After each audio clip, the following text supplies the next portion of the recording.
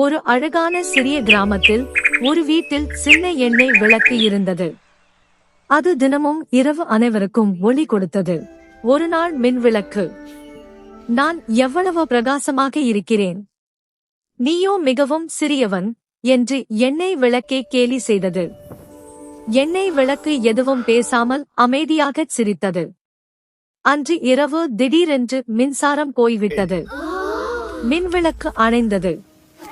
வீடு முழுவதும் இருளானது. உடனே சிறிய எண்ணெய் விளக்கு ஒளிர்ந்து வீடு முழுவதற்கும் வெளிச்சம் கொடுத்தது. அதை பார்த்த மின்விளக்கு வெட்கப்பட்டு, உருவத்தில் சிறியவனாக இருந்தாலும் உன் உதவி மிகப்பெரியது என்றது. அன்றிலிருந்து இருவரும் நல்ல நண்பர்களானார்கள்.